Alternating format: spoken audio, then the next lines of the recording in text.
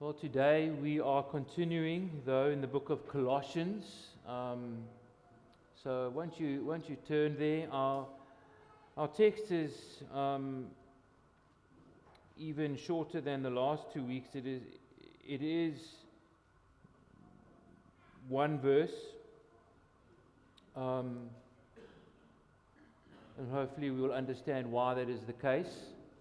But the title for the message this morning from Colossians is Avoiding What is False, and the verse will be Colossians 2:8 as our text. Avoiding what is false. How necessary that has been from the beginning of creation. From the very first sin, where Adam and Eve failed to avoid what was false and untrue. Through to the entire history of the Old Testament, the people of Israel, through to even the very beginning of the church, and through the 2,000 years since, it has been the challenge of not only the world, but even of God's people to avoid what is false. Childers and Barnett, in their book, The Deconstruction of Christianity, write, many Christians misunderstand spiritual warfare as referring mainly to power encounters with demonic spirits. And of course, there is some of that. But the fundamental nature of spiritual warfare is not power encounters, but truth encounters. It's a battle of ideas. And I wonder if you've ever really realized that in this matter of spiritual warfare and tied up in that avoiding what is false, is that the battleground is the mind. That what is at stake is really a fight over ideas. It affects the very nature of our fundamental beliefs. That therefore this battle is mostly hidden and invisible to our eyes and to our senses, because it is about truth ultimately, and what we believe and don't believe. That's where the battle is fought, really. And that's what we need to be vigilant about, which is exactly what Paul reminds us here in Colossians. He reminds us that what is false is not always obvious. In fact, mostly it isn't obvious. And so therefore we need to be keeping our wits about us. We need to be oh so vigilant. If we are in any way earnest in our Christian life to avoid what is false, for our own sake, let alone the sake of others, for our own lives, not only in this life, but certainly for eternity. So let us read then this verse, Colossians 2, verse 8. See to it that no one takes you captive by philosophy and empty deceit, according to human tradition, according to the elemental spirits of the world, and not according to Christ.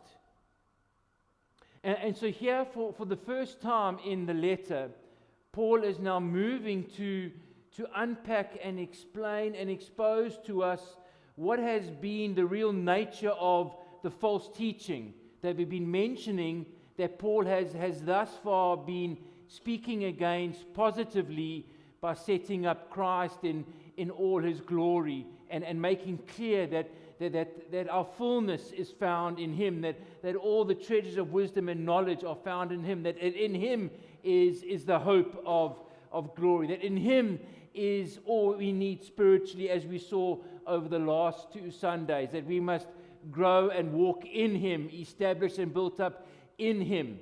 And so Paul has been going at great lengths to show thus far the sufficiency of Jesus in everything. And now he begins to point to, well, what has been the real reason behind it? What has been the false teaching that is threatening this church? And verse 8 here is really probably the single clearest description or insight that he gives us into the nature of this false teaching. However, most scholars and commentators agree that it is difficult to understand exactly the nature of this false teaching that was going around in Paul's time and in this church. Firstly, because it is difficult to grasp or understand, because Paul is writing then to his audience who are obviously aware that they have first-hand experience and understanding of what this false teaching is. And so therefore they already have a greater acquaintance with this. And so he's writing assuming things that they would understand because they are there in it. We here 2,000 years later and lack some of that inside information. So we, by virtue of distance, are struggle to get to the bottom of what it really is. But secondly, it is difficult to understand the real nature, because what we do glean is that that it's this combination of misunderstanding from both Jewish teaching as well as pagan teaching, that there seems to be this syncretization happening between Jewish belief and pagan belief. And so it's complex. It's not just a simple one line of what the false teaching is made up of. So that makes it difficult to really grasp and understand. One commentator, F. Bruce, writes this and says, the whole body of teaching which the Colossians were being urged to accept was a refurbishing in its Jewish and pagan features alike of old patterns of thoughts and life, which now Christ had rendered obsolete. And so therefore it should receive no attention from those who have now as Christians died with Christ and risen with Him to newness of life. And so while it is therefore difficult to grasp, we are able to ascertain something of its nature from this verse. But bearing in mind, we're not going to get every detail and tie up every knot or every ribbon in understanding it. But we can get enough to see what we need to look out for our own life, for our own selves in the 21st century when it comes to false teaching. So the first thing then, that as a general way of introducing this verse and the subject of avoiding false teaching, the first point that we see Paul makes here is the danger of false teaching. You notice this verse 8 is very much framed by way of warning. He says, see to it that no one takes you captive. He's warning them clearly not to get caught, not to fall into the trap. Because there is a real possibility that you might get taken in. If there was no possibility, there would be no need to warn you. But there is. Because the very nature of false teaching is that, isn't it? It's subtle. Even as we said in the beginning, it's about truth encounters, it's about thinking, it's about the mind. So we're not always aware of it, it's not always visible. We're not always conscious of it. And that the very nature of false teaching is deliberate deception.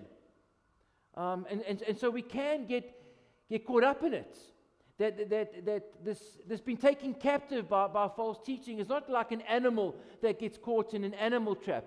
You know, if an animal falls into a hole that's been covered with leaves to catch it, he knows he's fallen into this hole. He's very aware he's now stuck. He's at the bottom of this ditch. Or if an animal gets caught in a snare and his foot gets captured in the teeth of that snare, the animal knows it's been caught. Its flesh has been ripped apart from the bone in its ankle. They're aware of it. In fact, they immediately then try and escape and try and get out of the hole or run free of the trap. But not so is the nature of false teaching. The nature of it is that you don't realize you're caught. You don't realize you're getting sucked in. And so Paul is wanting us to not be naive and to be on the lookout, to be watchful, to remain vigilant. As he says, see to it. See to it. Keep your eyes open.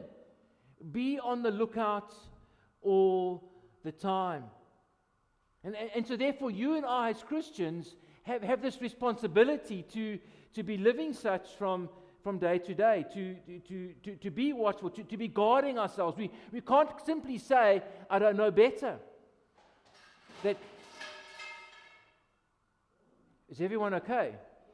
Does anything need to be fixed or picked up there? So it doesn't happen again. So those of you who are sleeping, you got quite a fright, eh? Just shows you. It's making the point that you must always be awake, always be watchful. That's like a free object lesson.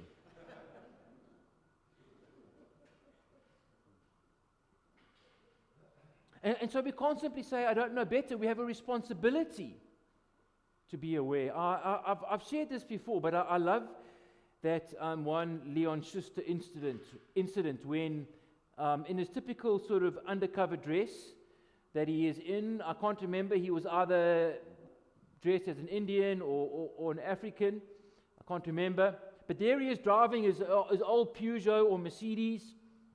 He's going slightly fast and approaching a stop street. But the thing is, he doesn't slow down at all.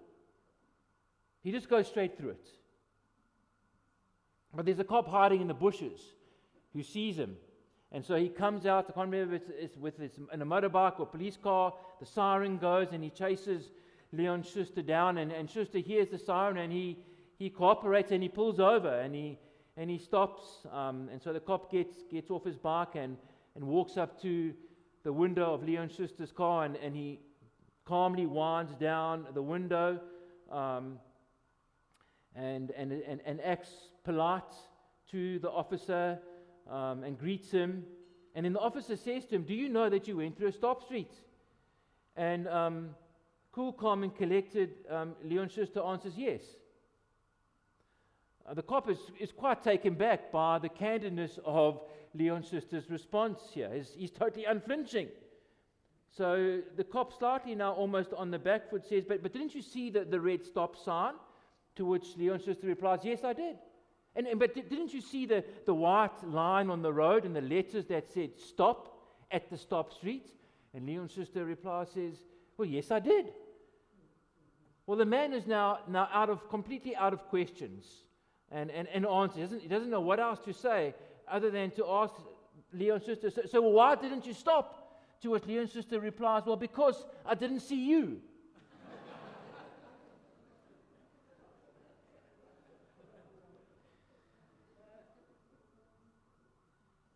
But you see, the point being, the warning signs were there, okay? Leon Schuster saw them. It was his responsibility to stop and to take note of them.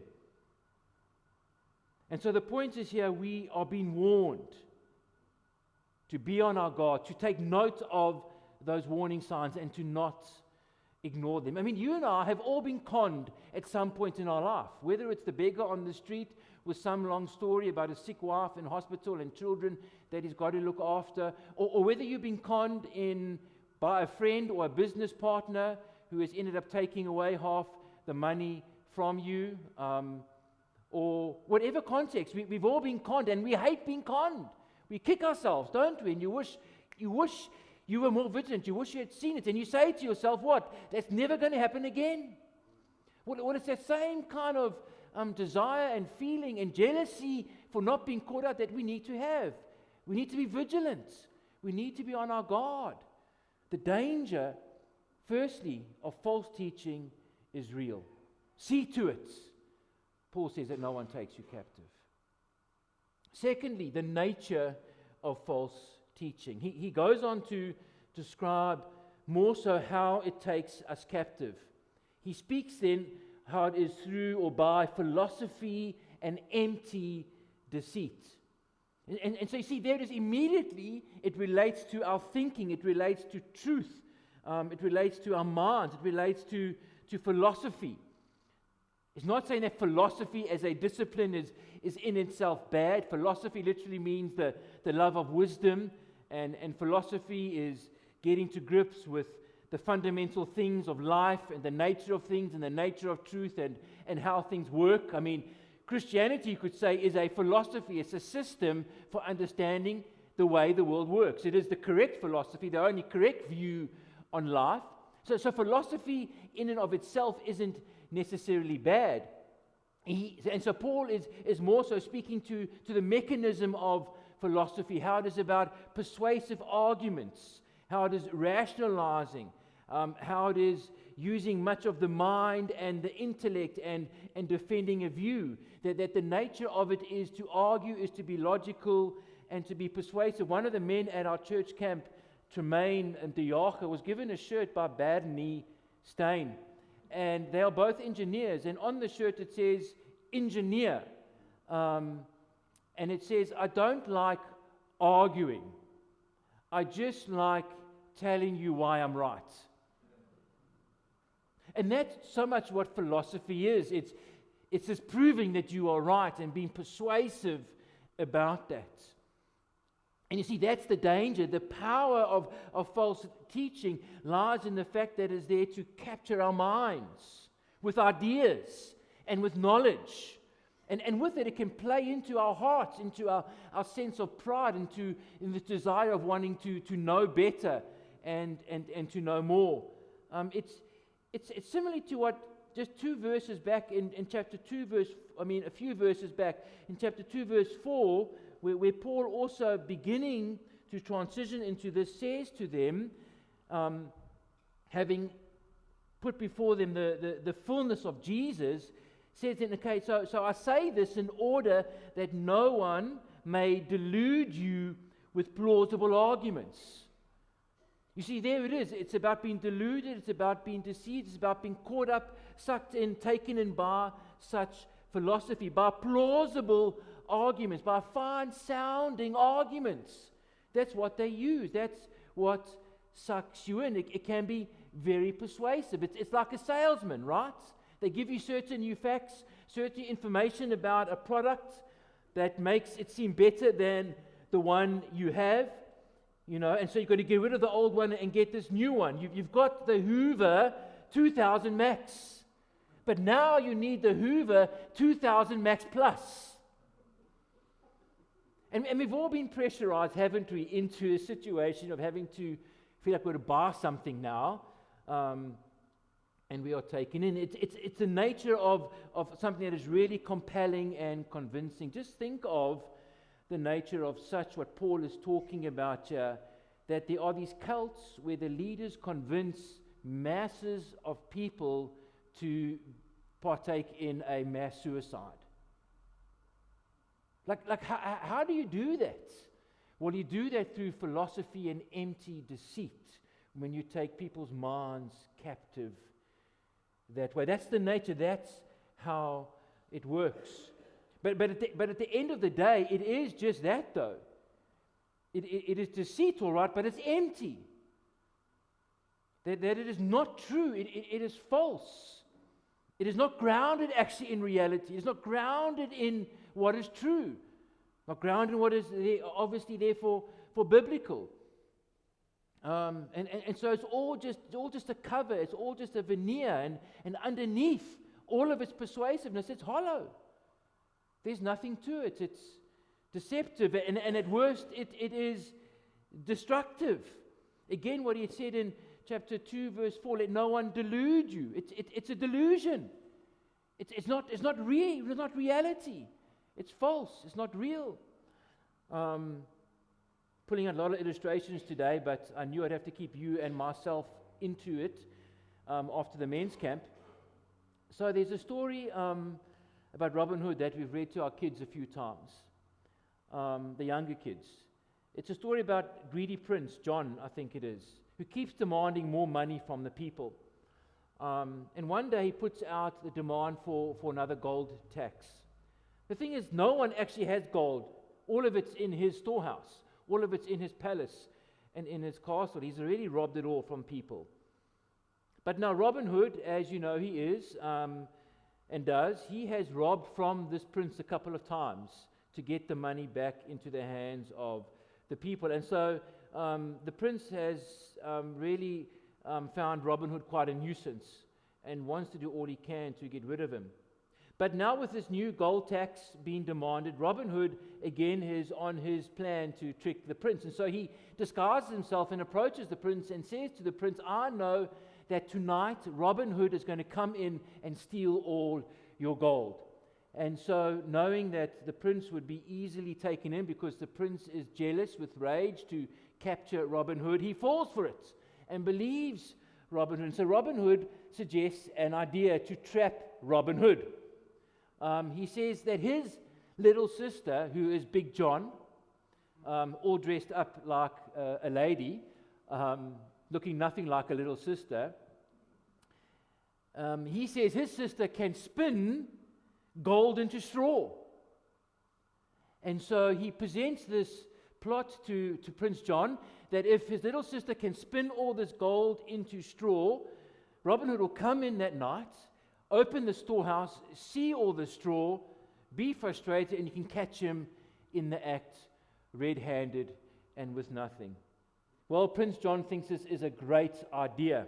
And so that evening, or late afternoon, Robin Hood rocks up with Little John and their spinning wheel. And he even convinces the prince to allow them to be in their own private in the storehouse, and that they need to do this job on their own, otherwise little sister is too shy, and then when they finish they'll knock on the door and they can let them out. And so Prince John is happy with that. All the while Friar Tuck has rowed the boat full of golden straw along the moat to the window outside the storehouse. And so once the door is shut, Robin and Little John throw the bags of gold out. Friar Tuck catches them, empties them to the boat, uses the empty gold bag filled with the straw, hoists it back up into the tower where the gold was. You get the picture. An hour later, they finished. Robin Hood and them go out. Prince John walks in, sees the gold straw, is amazed. This is work. He's rubbing his hands. He waits up until midnight. Robin Hood doesn't come. 2 o'clock in the morning, Robin Hood doesn't come.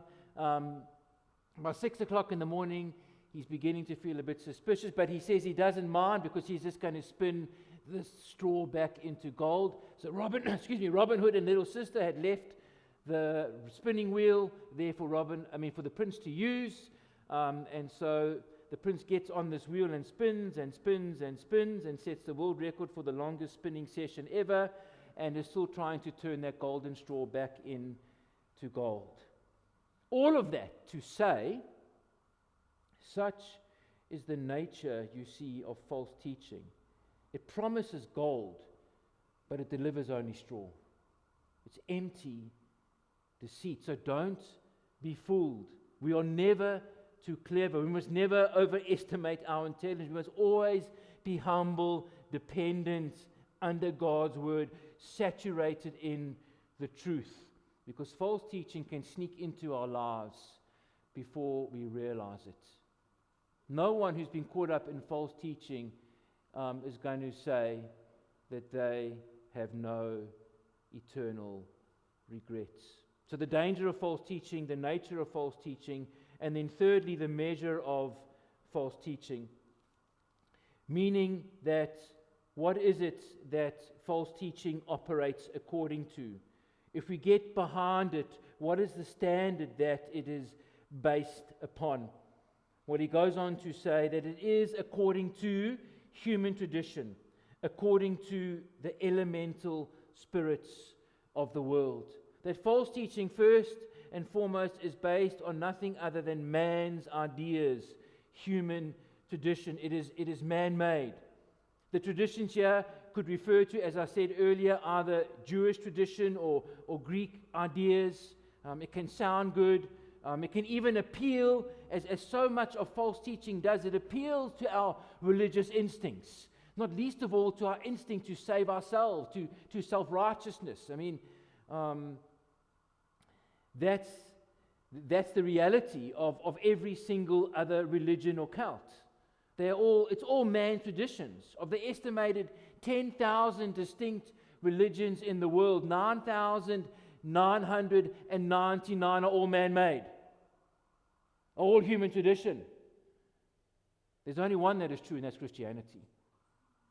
You see, they may be well-dressed, the leaders, they may be well-educated, but it's man's tradition. They may have seen an angel, they may have received a vision, they may have written down, but it's all false. It's all man-made.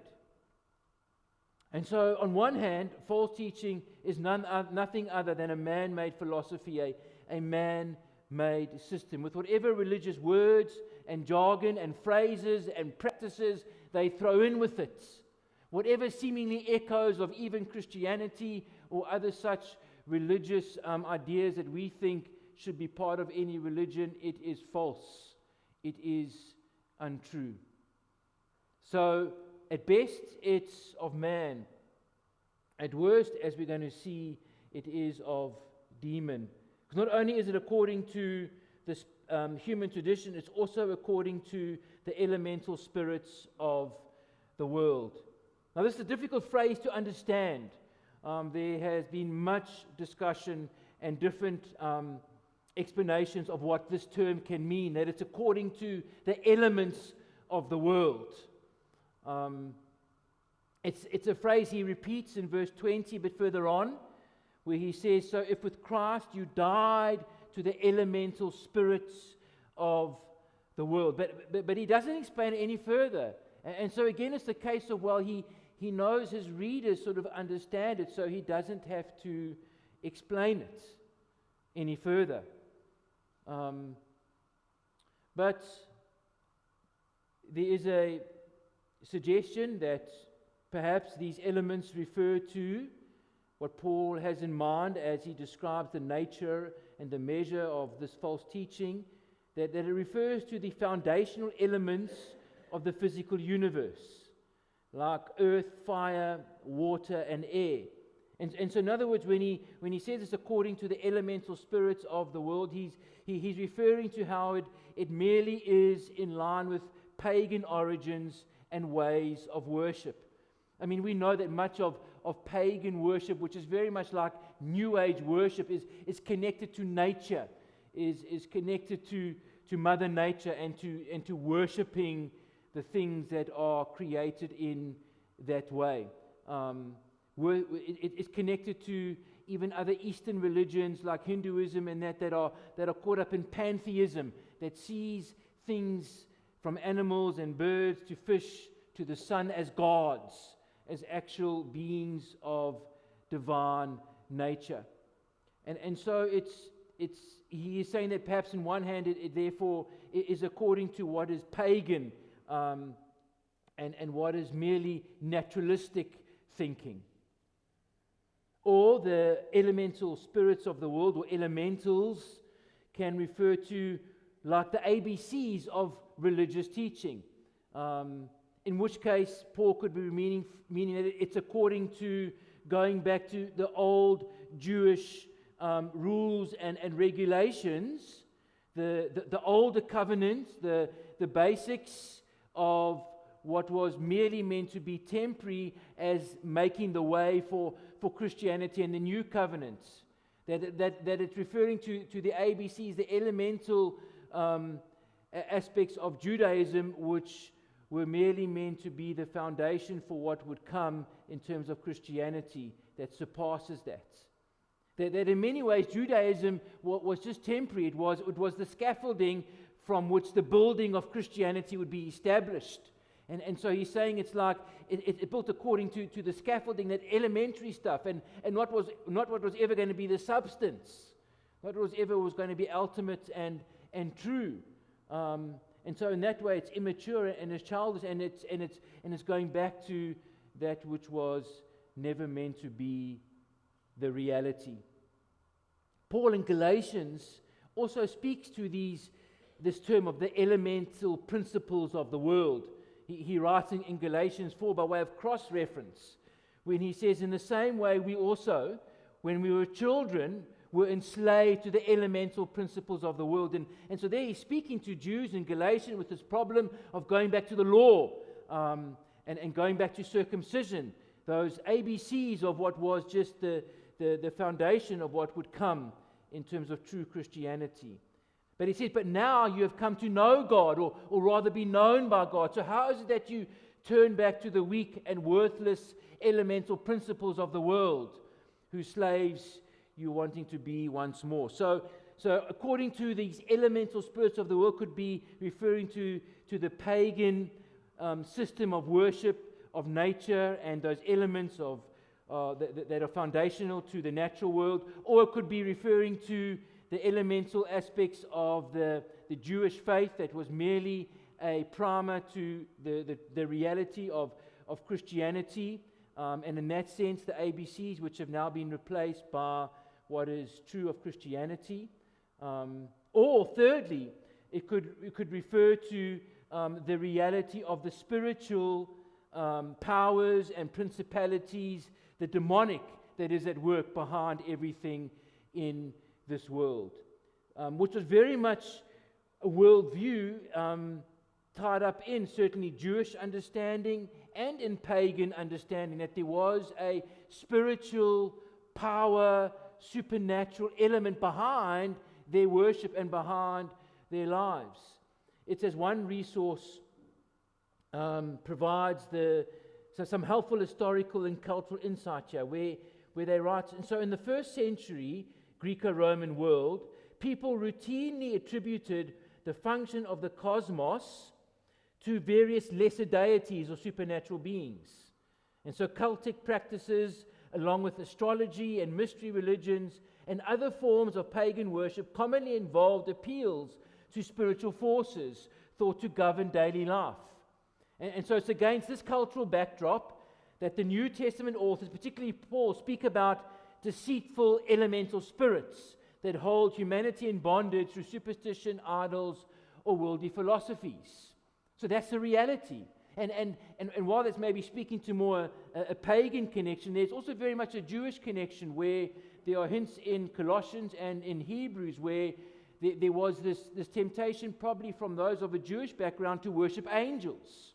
And so on both sides there was this greater hidden spiritual power behind the workings of this false teaching. And so in that sense also, it's according to the elemental spirits of the world. And don't we know, in any case, that everything that is happening in this physical world we live in is but the visible expression of an invisible spiritual reality? As Paul writes, for we do not wrestle against flesh and blood, but against the rulers and authorities, against the cosmic powers, against the present darkness, against the spiritual forces of evil in the heavenly places. I mean, Paul lists there a number of different categories and types of rulers, authorities, spiritual forces, cosmic powers. It's real, brothers and sisters, that there is that element of spiritual battle, that there are those spiritual realities at work behind our lives, behind our governments, behind worldly systems, behind everything that's happening in our world. And so maybe Paul's choice of this ambiguous term is deliberate, because all these elements were involved, because such was, as I said in the beginning, the complex nature of this false teaching. And so only highlighting how false teaching is never neutral. It's at best human, at worst of demon, plainly not of God. And I think highlights too, again back to the first point, the danger of how it can be so masked when it isn't one obvious thing, when there's a bunch of different false ideas and half-truths that become blended together, it's more difficult to see that it is actually false. And I think there's something of the complexity that Paul is dealing with here. How false it was and how dangerous it was because of how complex it is. And so how we ourselves can find ourselves being drawn in, have our thinking unwittingly accommodated to the ways of the world. How inadvertently we can be sucked into thinking like the devil. That's what can happen. That even as Christians, we can inadvertently be thinking like the world and like the devil. I mean, consider these examples of worldly thinking. Worldly thinking asserts that the strong survive, and so you must act aggressively to get ahead. It prioritizes self-advancement, self-reliance, and maintaining control over circumstances. And so isn't it interesting that we find so many pastors act and lead churches in the same way? So many Christians use their wealth and business success to control churches, act in the same way.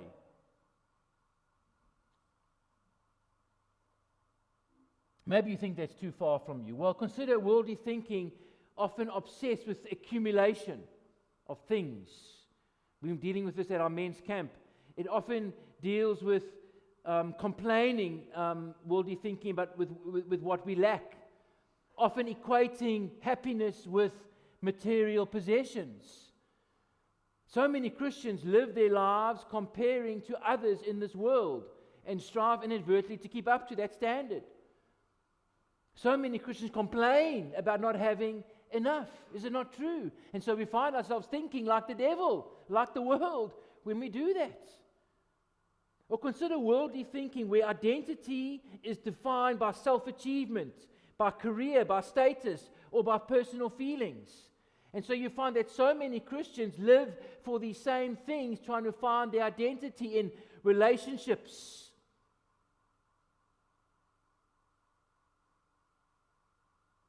in business,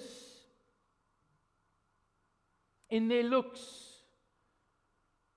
in their work, in their sport. That Christians, just like the world, seek to find their identity in those things instead of in Christ. And we find ourselves living, albeit unintentionally, deceived like the world. How much of worldly thinking is that life operates on a merit-based system, and that good deeds performed should achieve heavenly reward? And how many Christians live their Christian lives as if their justification was based on their sanctification, as if their performance is what keeps them saved instead of Christ's performance? How many live knowing they are saved by grace but live by works?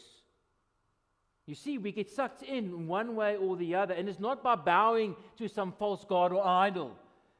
It's never that crass and obvious. No, it's by thinking the way the world thinks and living, therefore, according to false paradigms and false narratives in the world. How do we respond even to things like COVID when that happened? How do we respond now to the ongoing war in the Middle East, in Israel, in Iran? How do we respond? We forget that God's kingdom is inverse to this world. That at many points, at most points, Christianity is countercultural to this world. That we are in this world, yes, but we're not of this world. And so do not be conformed to the pattern of this world, but be transformed by the renewal of your mind. So often we go through life thinking we're just drinking a mocktail, but actually we've been given a cocktail, and the alcohol is slowly numbing us and seducing us and our thinking and our way of behaving to be more and more like the world. We need to understand that worldly thinking is this way. That's it. It's east. And as Michael W. Smith sang way back in the day, go west, young man. That biblical thinking, Christianity, is this way. It's opposites. It's opposite.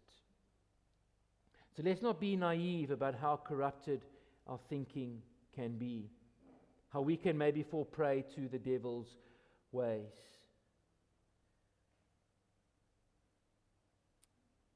But now the biggest problem with all of this is not just that we may be living according to the ways of man, living according to the world, as if that's not bad enough. But at the end of the day, what makes it so serious is that it is not, as he ends, according to Christ. That at the end of the day, all false teaching and ways of worldly thinking are not according to Christ.